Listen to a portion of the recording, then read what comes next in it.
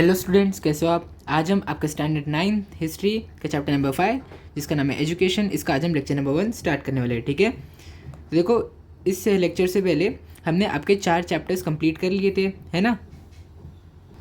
और जो last chapter आपका चैप्टर नंबर 4 जो था इकोनॉमिक डेवलपमेंट, इसमें हमने देखा था कि कैसे अलग अलग तरीके से हमारे इंडिया की इकोनॉमिक डेवलपमेंट हुई थी, कैसे कैसे अलग अलग रिफॉर्म्स लाए ताकि हमारी इंडिया की इकोनॉमी को बूस्ट मिले। ये सब के बारे में हमने हमारे पिछले चैप्टर में पढ़ा था। ठीक है, और फिर पिछले चैप्टर के लास्ट में आपको बोला गया था कि अगले चैप्टर में हम हमारे इंडिया के एजुकेशनल डेवलपमेंट के बारे में पढ़ेंगे। ठीक है, तो चलिए इसको स्टार्ट करते हैं, एजुकेशन इस चैप्टर को। इसमें हम क्या देखने वाले हैं कि इंडिपेंडेंस के बाद कैसे कैसे कौन से मेजर्स लिए गए, कौन से ऑब्जेक्टिव्स, कौन सी परेशानियों का सामना करना पड़ा हमारी इंडियन गवर्नमेंट को, ताकि हमारे पूरे इंडिया में एजुकेशन बहुत अच्छे से आ जाए। ठीक है, तो चलिए इसको स्टार्ट करते हैं। This chapter we shall review main stages and schemes in the development of educational system in India. We shall take into consideration primary, secondary as well as higher education and beside a research institute in some representative area. ठीक है, तो देखो अभी इस chapter में हम क्या करने वाले हैं, मेनली हम लोग क्या देखने वाले हैं कि कौन से मेन स्टेजेस थे डेवलपमेंट के, कौन सी स्कीम्स लाए गए जिससे हमारे इंडिया का एजुकेशनल सिस्टम डेवलप हुआ। और फिर हम प्राइमरी, सेकेंडरी और हायर एजुकेशन के बारे में हम पढ़ने वाले हैं कि प्राइमरी एजुकेशन कैसे बनी, सेकेंडरी एजुकेशन कैसे कैसे आई, और फिर हायर एजुकेशन यानी कि जो आप डिग्री अपनी लेते हो वो सब कैसे हमारे इंडिया में इंप्लीमेंट हुआ, वो सब उसके बारे में हम अभी पढ़ेंगे। ठीक है, और ढेर सारे रिसर्च इंस्टीट्यूट के बारे में भी हम पढ़ने वाले हैं हमारे इस चैप्टर में। The first census of independent India in 1951 revealed the extreme complexity and interactability of the educational issues in the country. ठीक है, in first census the literacy was below 17%. ठीक है, अब देखो हमारी इंडिया में जब सबसे पहला एजुकेशनल सेंसस हुआ साल 1951 में। एजुकेशनल सेंसस क्या होता है, इस सेंसस में ढेर सारे डेटा को लिया जाता है। ठीक है, और ये जो 1951 में जो सेंसस हुआ था ये किस चीज़ के डेटा पर आधारित था, ये उसके ऊपर था कि हमारे इंडिया में कितने जन लिटरेट है, यानी कि कितने जन को पढ़ना लिखना आता है। पढ़ना लिखना जितने जन को आता है वो होती है लिटरेसी रेट। ठीक है, और हमारे इंडिया में साल 1951 में सिर्फ और सिर्फ 17% थी। ठीक है, बहुत ज़्यादा कम ये लिटरेसी रेट थी। ठीक है, तो इसीलिए हमारे गवर्नमेंट के लिए बहुत ज़्यादा इंपॉर्टेंट हो गया था कि हमारी इंडिया की लिटरेसी रेट को बढ़ाना है। कम से कम 90% लिटरेसी रेट होनी चाहिए अगर कोई भी कंट्री डेवलप होनी चाहती है। ठीक है, तो अब देखते हैं कि साल 1971 में फिर एक और बार हुआ है ना, हमारी इंडियन गवर्नमेंट ने ढेर सारे मेजर्स लिए ताकि हमारे इंडिया की लिटरेसी रेट बढ़े, है ना। तो उसकी वजह से साल 1971 में वो 34% हो गया बढ़ के। ठीक है, फिर साल 1981 में वो 43% हो गया, फिर साल 1991 में 52% हो गया, और साल 2001 में वो बढ़ के 64% हो गया। ठीक है, अब इसके बाद और भी सेंसस लिए गए थे, 2011 में भी लिए गए, 2021 में तो नहीं लिया गया था, उसको थोड़ा डिले कर दिया गया था कोरोना की वजह से। लेकिन आपकी बुक मेरे को लगता है कि 2011 के पहले से अपडेटेड है, इसीलिए 2011 का भी सेंसस नहीं है इसमें, 2021 का भी नहीं है इसमें। ठीक है, अभी हमारी इंडिया का लिटरेसी रेट अगर आप देखोगे तो और बढ़ चुका है, अब वो शायद 80% के आसपास पहुंच चुका है। ठीक है, improving this percentage was a serious challenge for the government of India, several remedial schemes were put in place to deal with it. ठीक है, अब ये जो लिटरेसी रेट था इतना कितना कम था, है ना, 17% था, अब 17% से लगभग 80% हो चुका है। ठीक है, तो अब इसको इंक्रीज करने के लिए हमारी गवर्नमेंट को बहुत सारे अलग अलग सीरियस चैलेंजेस का सामना करना पड़ा और ढेर सारी स्कीम्स को इंप्लीमेंट करना पड़ा, तब जाके हमारी लिटरेसी रेट इतनी बढ़ी है। अब वो कौन सी स्कीम्स है वो हम अभी आगे चैप्टर में पढ़ेंगे। ठीक है, प्राइमरी एजुकेशन। अब प्राइमरी एजुकेशन क्या होता है कि वो बच्चे जो 6 से 14 साल की उम्र में जो पढ़ाई करते हैं उसे हम बोलते हैं प्राइमरी एजुकेशन। ठीक है, अब देखो जब आप अपने 3rd स्टैंडर्ड में रहते हो तब शायद आपकी एज 6 साल होती है, और फिर जब आप अपने 8th स्टैंडर्ड में चले आते हो तो शायद आपकी एज हो जाती है, मुझे लगता है कि जब आप अपने 1st स्टैंडर्ड में होते हैं तब आपकी एज होती है 6 साल, और फिर जब आप 8th स्टैंडर्ड में पहुंचते हो तो आपकी एज हो जाती है 14 साल। ठीक है, यानी कि 1st स्टैंडर्ड से लेके 8th स्टैंडर्ड तक जो भी आप अपनी पढ़ाई करते हो वो किसके अंडर आती है, वो आती है आपके प्राइमरी एजुकेशन के अंडर आती है। ठीक है, In year 1988, the central government started a scheme for the spread of primary education and to improve the educational standard. ठीक है, तो साल 1988 में हमारी सेंट्रल गवर्नमेंट यानी हमारी इंडिया की गवर्नमेंट ने एक स्कीम बनाई जिससे हमारे एजुकेशनल स्टैंडर्ड इंप्रूव हो सके। ठीक है, अब वो कैसे इंप्रूव हुआ वो हम देखते हैं। ठीक है, इस स्कीम का नाम क्या था, ऑपरेशन ब्लैक बोर्ड था इस स्कीम का नाम। ठीक है, ये नाम आपको याद रखना है। The government made funds available to help improve the standard of school and to fulfil minimum educational needs such as at least 2 proper classroom, toilets, 1 of the 2 teachers to be female, a blackboard, maps, laboratory apparatus, small library, playground, sports equipment etcetera. ठीक है, तो अब क्या हुआ कि इस scheme के under, operation black board scheme के अंडर, हमारे गवर्नमेंट ने ना बहुत सारे फंड दिए स्कूल्स को। ठीक है, फंड यानी कि पैसे दिए स्कूल को। अब वो पैसे क्यों दिए? ताकि हमारे इंडिया के जो स्कूल्स है उनका स्टैंडर्ड अच्छा हो जाए। ठीक है, उनके पास कम से कम जो भी पढ़ाई के लिए जो भी चीज़ें रिक्वायर्ड है वो सब स्कूल में होनी चाहिए। ठीक है, जैसे कि कम से कम हर स्कूल में 2 अच्छे क्लासरूम होने चाहिए।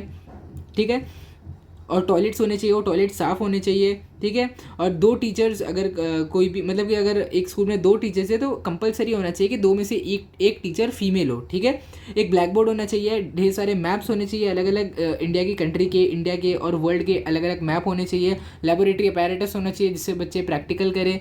ठीक है, छोटी सी लाइब्रेरी होनी चाहिए, एक प्लेग्राउंड होना चाहिए जहाँ पे बच्चे खेले, और स्पोर्ट्स इक्विपमेंट होने चाहिए, यानी कि बैडमिंटन होना चाहिए, बॉल, क्रिकेट बॉल होना चाहिए, क्रिकेट बैट होना चाहिए, ये सब भी होना चाहिए। ठीक है, ताकि बच्चों को स्कूल के अंदर सिर्फ बोर नहीं हो बल्कि वो थोड़ा बहुत अच्छे से खेल कूद भी सके। ठीक है, this scheme help in the primary education to gain some momentum. ठीक है, अब क्योंकि इस स्कीम के अंदर इतनी सारी चीज़ों को इंक्लूड किया गया, देखो ये पूरी चीज़ें इस स्कीम के अंदर इंक्लूड हो गई। ठीक है, तो अब ये सारी चीज़ों की वजह से जो प्राइमरी एजुकेशन थी उसको एक बूस्ट मिल गया हमारी कंट्री में। ठीक है, अब आगे देखते हैं। After the formation of Maharashtra state in 1960, the government took the decision to implement a common state-wide curriculum for standard 1 to 7। ठीक है, अब जब साल 1960 में हमारा महाराष्ट्र स्टेट बना था। ठीक है, हमारा महाराष्ट्र स्टेट कब बना था? साल 1960 में। ठीक है, तो अब वो टाइम पे गवर्नमेंट ने क्या किया, एक स्टेट वाइड करिकुलम उन्होंने इंप्लीमेंट कर दिया। ठीक है, जो स्टैंडर्ड 1st स्टैंडर्ड से लेकर 7th स्टैंडर्ड तक लागू होता था। ठीक है, अब देखिए, principal Syed Rauf of ST college Mumbai was assign the task of preparing the draft of this curriculum. ठीक है, अब ये करिकुलम कैसे बनेगा, इस करिकुलम के अंदर कौन सी चीज़ें रहेगी। ठीक है, इसका क्या मतलब होता है कि इसका मतलब है ड्राफ्ट। ठीक है, अब ये करिकुलम का ड्राफ्ट किसको असाइन किया गया था? प्रिंसिपल सैयद रौफ को। ठीक है, in 1994 the scheme was expanded and provision was made for 1 additional classroom and for appointing 1 more teacher in schools with an enrollment of more than 100 students। ठीक है, अब साल 1994 में देखो, पहले ये स्कीम साल 1988 में निकली थी, है ना। अब साल 1994 में स्कीम में थोड़े और डेवलपमेंट किए गए। क्या डेवलपमेंट किए गए कि अब से एक एक्स्ट्रा क्लासरूम होगा, है ना, यानी कि 2 की जगह 3 क्लासरूम होगा।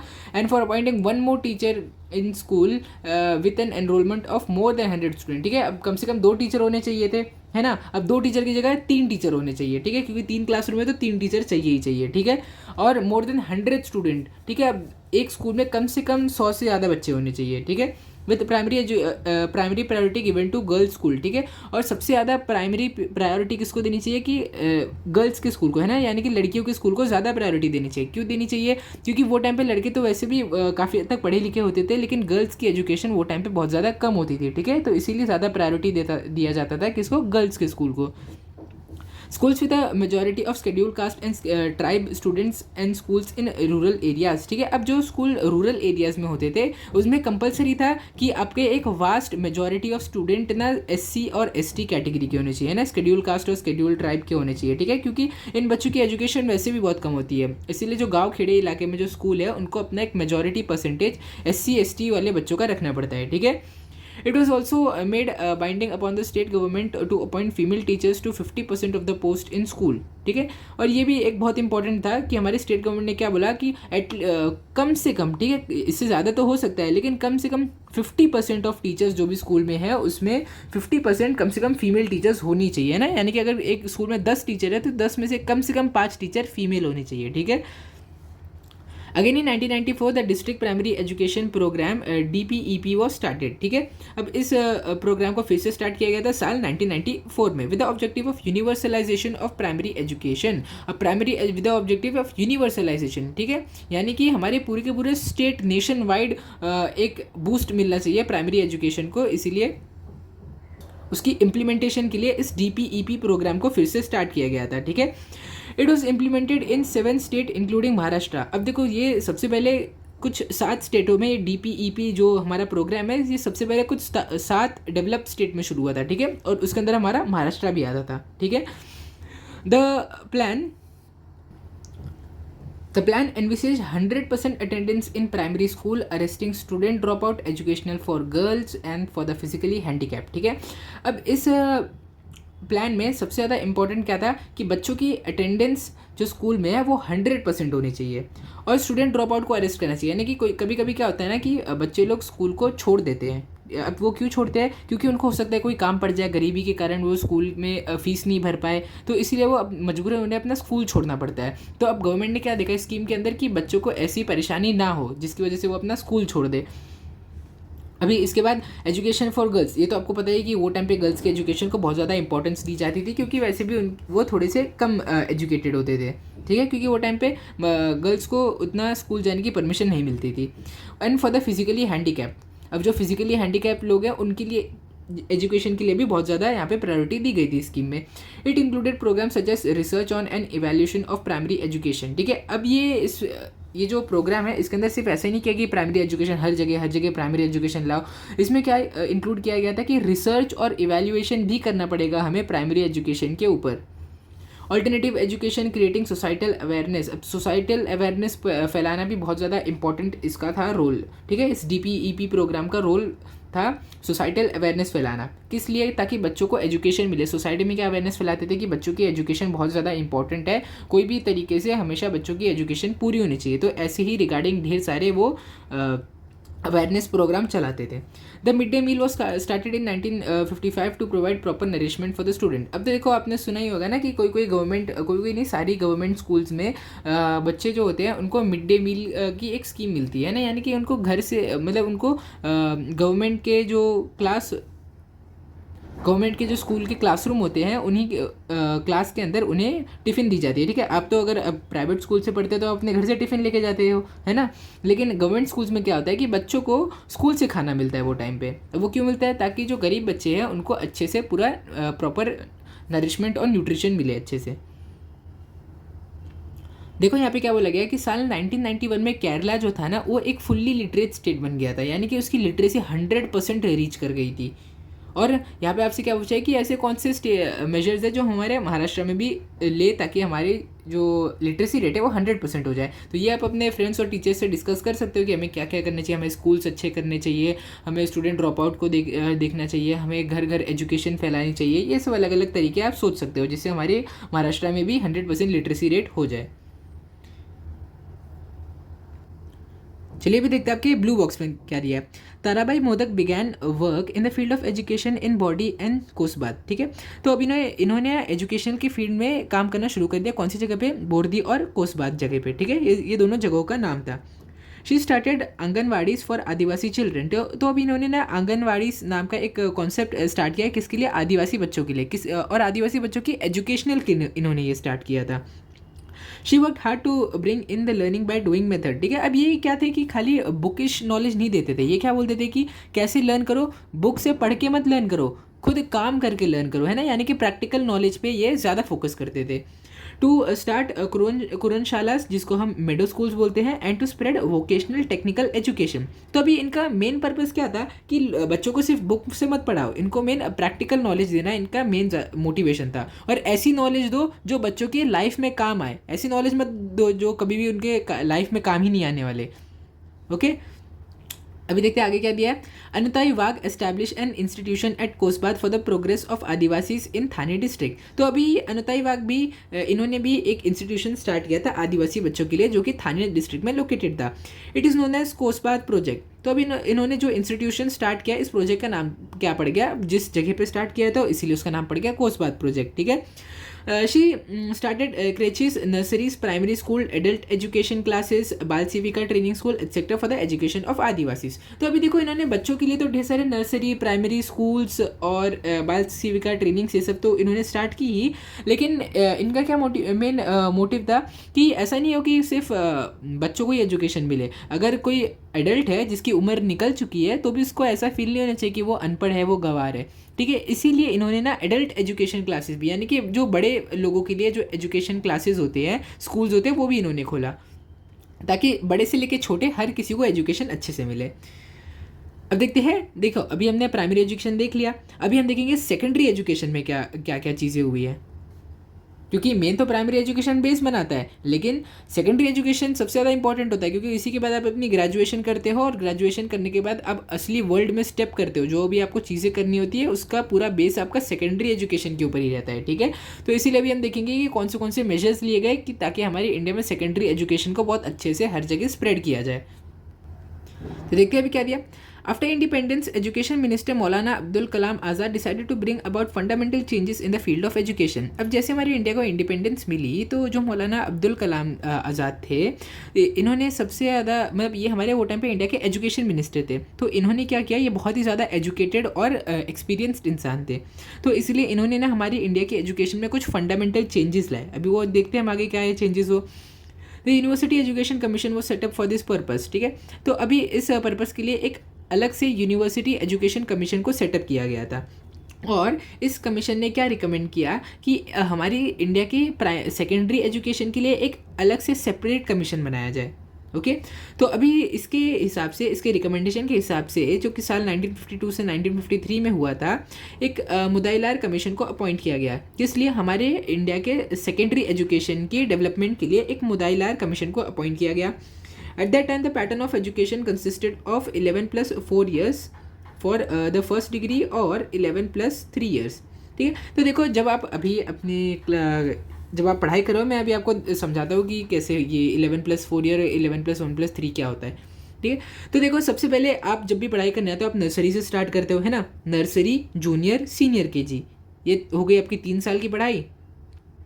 फिर आप कहाँ से कहाँ तक पढ़ते हो, first, second, third, fourth, fifth, sixth, seventh, 8th, 9th, 10th, 11th, 12th, फिर आप 12th तक पढ़ते हो। ओके, अब देखो, अब इसके बाद आपने 3 साल का अपने प्री प्राइमरी एजुकेशन किया, फिर आपने आपकी प्राइमरी और सेकेंडरी एजुकेशन आपने इन 12 साल में कंप्लीट की, फर्स्ट स्टैंडर्ड से 12th स्टैंडर्ड तक। फिर उसके बाद आपने क्या किया, आप 3 या फिर 4 years की आप ग्रेजुएशन करते हो। ओके, तो आज के टाइम पे हम 3+12+3 रूल या फिर 3+12+4 रूल को फॉलो करते हैं, ठीक है। और पहले टाइम पे या तो 11+4 ईयर का रूल होता था या तो 11+1+3 का रूल फॉलो होता था। ओके, तो चलिए अभी आगे देखते हैं। तो अभी देखते हैं कि जो कमीशन हमारे इंडिया के सेकेंडरी एजुकेशन के लिए सेटअप हुआ था उसने कौन से काम किए। Okay, the commission studied secondary education. तो अभी ये जो कमीशन था इसने सेकेंडरी एजुकेशन को अच्छे से स्टडी किया कि इसमें कौन सी कमियां हैं, कौन सी कमियों को हमें दूर करना चाहिए। The nature of curriculum, medium of instruction, teaching methodology and made certain recommendation. तो अभी इस कमीशन ने हमारे सेकेंडरी एजुकेशन की ढेर सारी चीज़ों को पढ़ा कि हमारे सिलेबस क्या रहता है, हमारा इंस्ट्रक्शन का मीडियम कैसा है, हमारी टीचिंग का मेथड कैसा है अलग अलग क्लासरूम में, और कुछ रिकमेंडेशन इन्होंने बताई भी कि कौन सी चीज़ें करनी चाहिए ताकि सेकेंडरी एजुकेशन और अच्छी बने।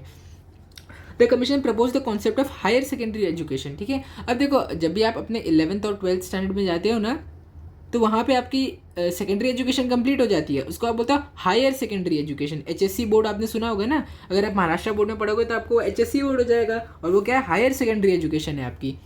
लेकिन हाउएवर वो टाइम में इसको हर जगह इम्प्लीमेंट नहीं कर पाए थे सही से। It was found difficult to implement it all over the country, क्योंकि ना वो टाइम पे टीचर्स की बहुत ज़्यादा कमी होती थी और भी अलग अलग फैक्टर्स थे जिसकी कमी होती थी, क्योंकि वो टाइम पे हमारा इंडिया उतना डेवलप नहीं था ना, तो इसीलिए वो टाइम पे बहुत ज़्यादा डिफिकल्ट हो जाता था इस हायर सेकेंडरी एजुकेशन को इम्प्लीमेंट करना पूरी की पूरी कंट्री में। लेकिन आज के टाइम पर तो आप देखोगे हर जगह 11th और 12th स्टैंडर्ड आपको हर स्टेट में दिख जाएगा, क्योंकि आज डेवलपमेंट हो चुकी है। डू यू नो, अब देखिए डू यू नो में क्या है, तो Maharashtra state board of secondary and higher secondary education, ठीक है। देखो, मैं इसी की बात करता हूँ। HSC बोर्ड है आपका हायर सेकेंडरी एजुकेशन, और state board of secondary education है आपका SSC बोर्ड, है ना। SSC बोर्ड और HSC बोर्ड के बारे में आपने सुना होगा, आप तो अभी SSC बोर्ड में हो गए, है ना। Was establish on the 1st January 1966 at Pune. तो अभी जो आप पढ़ाई कर रहे हो, SSC बोर्ड, HSC बोर्ड, ये सब की जो आप पढ़ाई कर रहे हो, ये बना कहाँ था, बना था ये पुणे में साल 1966 1 जनवरी को। This board conducts the school leaving examination of standard 10th and standard 12th। तो अभी ये बोर्ड कौन से एग्जामिनेशन को कंडक्ट कराता है, आपने सुना ही होगा ना कि आपका जब SSC का बोर्ड एग्जाम आपका होता है तो वो कौन कराता है, SSC बोर्ड कराता है ना। जब आपके 12th का बोर्ड एग्जाम होता है तो वो कौन कराता है, वो HSC बोर्ड करवाता है ना। ये तो आपने सुना ही होगा। तो वही यहाँ पे लिखा गया है कि ये आपके स्कूल के छोड़ने वाले एग्जाम कराते हैं, है ना। तो आप अपना स्कूल छोड़ देते हो ना ये एग्जाम करके, SSC का एग्जाम करके आप अपना स्कूल छोड़ देते हो, और HSC का एग्जाम देने के बाद आप अपना कॉलेज छोड़ देते हो। Okay, the board also publishes a periodical called शिक्षण संक्रमण। पीरियडिकल तो आपने पढ़ा ही होगा, क्योंकि मैंने ही आपको पढ़ाया था पिछले चैप्टर्स में कि पीरियडिकल आप देखोगे तो एक तरीके के न्यूज़पेपर्स आप बोल सकते हो, या फिर आप नोटिस बोर्ड बोल सकते हो। तो ये जो आपका महाराष्ट्र बोर्ड ऑफ सेकेंडरी और हायर सेकेंडरी एजुकेशन है, वो ऐसे टाइम टेपर ऐसे पीरियडिकल्स को पब्लिश करता है, जिसका नाम क्या है, शिक्षक संक्रमण। ओके, चलिए अभी देखते हैं कोठारी कमीशन क्या था। तो देखिए, आपका जो कोठारी कमीशन था वो साल 1964 में इसको अपॉइंट किया गया था। ठीक है, इन 1964 a commission was appointed under the chairmanship of doctor DS Kothari. तो डॉक्टर DS कोठारी इनके अंडर एक कमीशन को अपॉइंट किया गया था साल 1964 में, और डॉक्टर JP नायक ने इस कमीशन के अंदर अपना बहुत ही ज़्यादा वैल्यूएबल कंट्रीब्यूशन किया है, मतलब कि इनका बहुत बड़ा काम किया है इन्होंने इस कंट्रीब्यूशन के डेवलपमेंट में। The commission also recommended 10+2+3 year pattern for secondary, higher secondary and university education। ये जो कमीशन है ना आपका 10+2+3, ये जो कमीशन अब देखो कैसे बढ़ता है, फर्स्ट स्टैंडर्ड से 10th स्टैंडर्ड तक आप पढ़ते हो, फिर आप 11th से 12th तक पढ़ते हो, फिर आप अपनी ग्रेजुएशन करते हो। तो ये सब जो डिसाइड किया गया था वो कोठारी कमीशन के अंडर ये सब डिसाइड हुआ था। This system was implemented from 1972। अब ये सिस्टम को इम्प्लीमेंट कब से किया गया, साल 1972 से इसको असली में स्टार्ट किया गया इसको। ठीक है, The Commission also suggested a uniform national system of education, the inclusion of mother tongue Hindi and English in education as well।